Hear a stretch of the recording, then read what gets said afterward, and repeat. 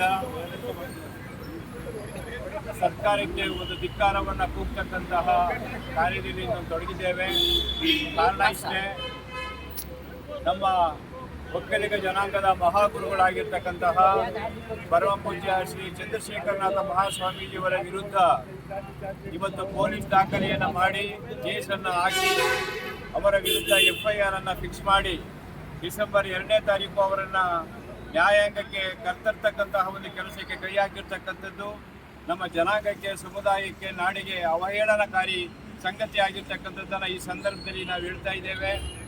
ಈ ಕೇಸನ್ನು ರಾಜ್ಯ ಸರ್ಕಾರ ಕೂಡಲೇ ಹಿಂದಕ್ಕೆ ಪಡೆದು ಜನಾಂಗಕ್ಕೆ ಮತ್ತು ಸಮುದಾಯಕ್ಕೆ ನಾಡಿನ ಶಾಂತಿಯನ್ನು ಕಾಪಾಡುವುದರಂತ ಕ್ರಮ ತೆಗೆದುಕೊಳ್ಬೇಕು ಅಂತೇಳಿ ನಮ್ಮ ನಾಡಪ್ರಭು ಕೆಂಪೇಗೌಡರ ಒಕ್ಕಲಿಗರ ಸಂಘದಿಂದ ನಾವು ಒತ್ತಾಯಿಸ್ತೇವೆ.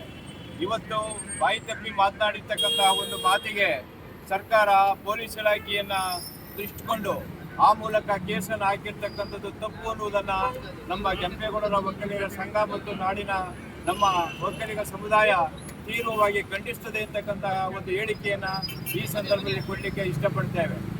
ಈ ಮತ್ತು ಸಮಾಜದ ಸ್ವಾಸ್ಥ್ಯವನ್ನು ಕಾಪಾಡಲಿಕ್ಕೆ ಬೇಕಾಗಿರ್ತಕ್ಕಂತಹ ನಡವಳಿಕೆಗಳನ್ನು ಕಾಂಗ್ರೆಸ್ ಸರ್ಕಾರ ಇಟ್ಕೊಳ್ಳದೇ ಇರತಕ್ಕಂಥದ್ದು ಒಂದು ದೊಡ್ಡ ದುರಂತದ ಸಂಗತಿ ಎನ್ನುವುದನ್ನು ಕೂಡ ಈ ಸಂದರ್ಭದಲ್ಲಿ ಹೇಳಬೇಕಾಗ್ತದೆ. ಇವತ್ತು ಮಹಾಗುರುಗಳ ಒಂದು ಸೇವೆಯನ್ನು ಪರಿಗಣಿಸ್ತೇನೆ ನೇರವಾಗಿ ಕೇಸನ್ನು ಹಾಕ್ತಕ್ಕಂಥದ್ದು, ಬೇರೆ ಬೇರೆ ದುರಾಕ್ರಮಗಳು ನಡೆದಿರ್ತಕ್ಕಂತಹ ಸಂದರ್ಭದಲ್ಲಿ FIR ಫಿಕ್ಸ್ ಆಗಿದ್ರು ಕೂಡ ಅವ್ರನ್ನ ವಿಚಾರಣೆಗೆ ಕರ್ತರದೇ ಇರ್ತಕ್ಕಂತಹ ಸಂದರ್ಭಗಳು ಸಾಕಷ್ಟು ನಾವು ಇವತ್ತು ನೋಡ್ತಾ ಇದ್ದೇವೆ. ಅಂಥದ್ರಲ್ಲಿ ಸೇವೆಯನ್ನು, ಶಿಕ್ಷಣ ಸೇವೆಯನ್ನು, ಸಮಾಜ ಸೇವೆಯನ್ನು, ಧಾರ್ಮಿಕ ಸೇವೆಯನ್ನು ಮಾಡ್ತಾ ಇರ್ತಕ್ಕಂತಹ ಮಹಾಗುರುಗಳು ಎಲ್ಲೋ ಬಾಯಿ ತಪ್ಪಿ ಒಂದು ಮಾತನ್ನು ಆಡಿರುವುದನ್ನೇ ಇಟ್ಕೊಂಡು ಇವತ್ತು ಕೇಸ್ ಹಾಕಿರ್ತಕ್ಕಂಥದ್ದು ಮಹಾ ತಪ್ಪು ಅನ್ನುವುದನ್ನು ನಾವು ಈ ಸಂದರ್ಭದಲ್ಲಿ ಹೇಳ್ತೇವೆ.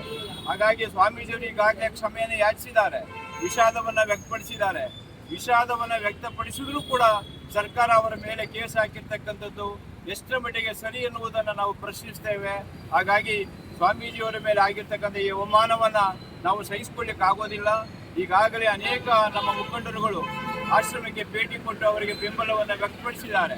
ಅವರಿಗೆ ಯಾವುದೇ ತರಹದ ನೋವನ್ನು ಕೊಡೋದಾದರೆ ನಮ್ಮ ಸಮುದಾಯ ಹಿಂದೆ ನಿಂತ್ಕೊಳ್ಳೋದಿಲ್ಲ, ಮುಂದೆ ಬರ್ತದೆ, ಒಗ್ಗಟ್ಟನ್ನು ಪ್ರದರ್ಶಿಸ್ತದೆ. ಅವರ ಕೇಸನ್ನು ವಾಪಸ್ ತೆಗೆದುಕೊಳ್ಳುವವರೆಗೂ ಕೂಡ ನಮ್ಮ ಸಂಘ ತೀವ್ರವಾಗಿ ಹೋರಾಟವನ್ನು ಮಾಡುತ್ತದೆ ಎನ್ನುವುದನ್ನು ಈ ಸಂದರ್ಭದಲ್ಲಿ ಹೇಳಲಿಕ್ಕೆ ಇಷ್ಟಪಡ್ತೇವೆ.